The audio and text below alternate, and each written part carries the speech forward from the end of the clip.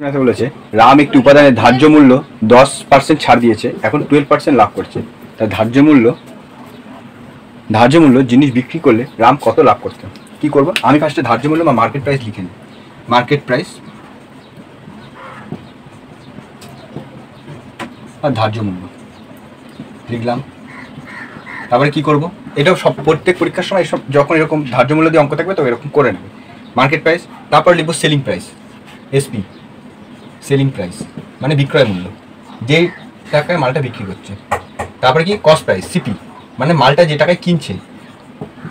এখান ফার্স্টে ইনি একটা মাল কিনলো একজনের কাছ থেকে, যে টাকায় কিনলো, তারপর সেই মালটা একটা নিজের দাম ফেললো এবং তারপর সেই মালটাকে সেলিং প্রাইস বিক্রি করলো। তো ধার্য মূল্যের উপর 10% ছাড় দিচ্ছে। ধার্য মূল্য যদি 100 টাকা হয়, 10% ছাড় দিচ্ছে, 90 টাকা হবে। এইবারে বলেছে এবার কি এখন তিনি কি করছে? 12.5% লাভ করছে। মানে ধার্য মূল্যের উপর 10% ছাড় দেওয়ার পর 12.5% লাভ করছে। মানে কস্ট প্রাইস যদি 100 টাকা হয় তাহলে 112 টাকা হবে। তাহলে আমার এখানে কস্ট প্রাইস কত হবে? কী করবো?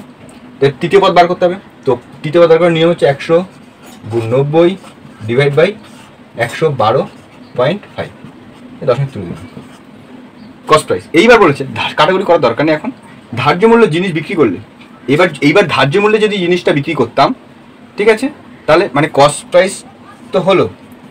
এইবার সেলিং প্রাইস কী হয়ে যাবে? ধার্য মূল্য জিনিসটা বিক্রি করতে, মানে 100 টাকা যদি মালটা বিক্রি করতো তাহলে হচ্ছে কত টাকা লাভ হতো?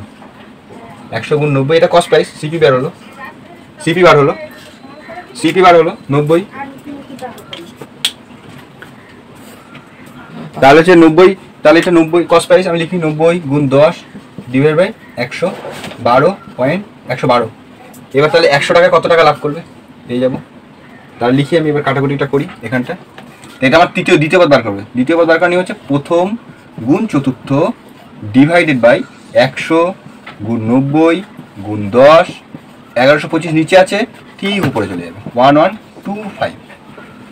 100 কেটে গেল, একটা শূন্য কেটে গেল। তো এবার 1125কে নিয়ে ভাগ করি 9কে দিয়ে, 9 1125, 9কে 9, 2 2, 9 দুগুণ 18, 4 5, 5 9 45, তাহলে 125।